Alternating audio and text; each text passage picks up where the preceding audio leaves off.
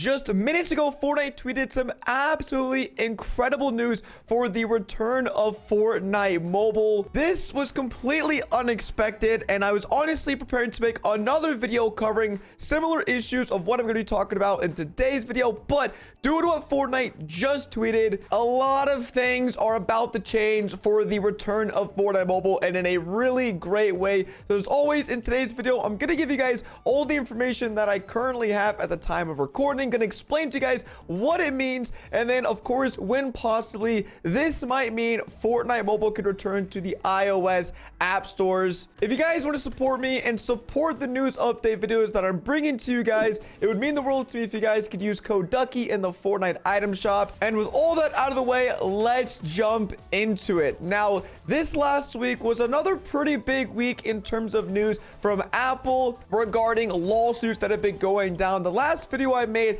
around 2 weeks ago was regarding another lawsuit that Apple just got finished with. And in that lawsuit, it was referring to direct payment systems and allowing users to pay off of the apps that they were purchasing items on, which is, of course, what Epic Games is trying to fight. As a little refresher, Epic Games wants to give the users of Fortnite the opportunity to choose between paying through Apple or paying directly through Epic Games through their payment processing system in Fortnite. Fortnite added this direct payment system into their latest 13.4 update on iOS, and this is why the game was banned in the first place. Now, the reason things just got out of hand a few minutes ago is because last week South Korea actually passed a bill regarding Apple and Google Play and everything Epic Games is trying to fight. And here's some of the key points from it. The South Korean parliament approved a bill on Tuesday that will ban major app store operators, Google and Apple, from requiring developers to use only their payment systems to process the sale of digital products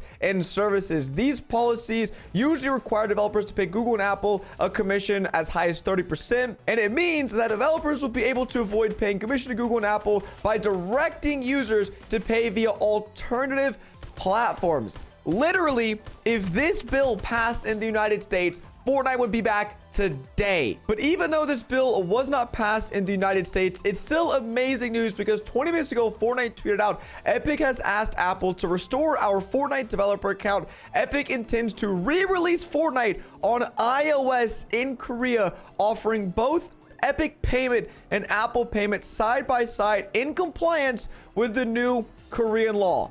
Literally, this tweet says Epic intends to re-release Fortnite on iOS in Korea because of the law that was just passed. This is literally what they're suing for Apple right now in America. But South Korea was like, yo, we can literally just tell that Apple and Google, this is a horrible business practice, and we're going to go ahead and just make it so that all app developers in South Korea can go ahead and put, basically what Epic put into their apps, they could do that in South Korea. When Epic Games first originally sued Apple, Apple removed the developer account, meaning Epic Games no longer has access to publish applications, upload new apps, or update existing apps on the App Store. But this tweet means that they have asked Apple to give back the access to the developer account so that they can update Fortnite on the Korean App Store, and Fortnite will return back to iOS. Now, I'm going to be completely honest. I know the first thing you guys are thinking, well, does that mean I could play it? How do I play it? I mean, I know a lot of you guys, almost every single person watching, doesn't live in South Korea. So you're probably thinking to yourselves, how am I going to be able to turn this good news into the fact that I can now play on iOS? Now, previously, with other games that have been region locked for betas or for other regions, users have been actually able to go and change their region identity or their region location on their Apple account and change it to whatever region they're trying to get into. Usually you'll download a VPN, and I'll say I am living in South Korea. Obviously, it's not how it works, but you set your VPN to South Korea. You then go in the App Store, change your location to South Korea. Once you refresh your App Store, the apps that are only available in that region will actually show up for you. Now, I am going to be honest, I don't know how this is going to work. This tweet does not guarantee Fortnite is returning to iOS, but it shows that Epic's intention with this new law being passed in South Korea is that if Apple does give them access back to the developer account, they are going to update Fortnite to the latest season, and they're going to publish an update for users on the South Korean App Store, which in my mind would make it that if you have a South Korean Apple ID or you do the steps to get the update, that means even in America, even in the United Kingdom and other countries around the world, you would be able to play the latest Fortnite update on iOS. But in actuality, Apple could still refuse Epic Games getting access to their developer account, which means they wouldn't be able to update the game on the South Korean App Store, and that no one would be able to get access to iOS. But this is literally like solid proof. Like, we are almost there. This is the finish line. We are so close to iOS returning. And if anything, even if Apple doesn't give Epic their developer account back, I am still extremely confident that the judge of this court case is going to side in favor of Epic Games. Like I said in the last video, companies and literally countries, this is the country of South Korea, not a company, not, you know, a few companies, you know, this is the entire country of South Korea. They have just said that what Apple does is against the law. And Japan also recently had a similar thing where the Japan Federal Trade Commission sued Apple, or they investigated Apple, and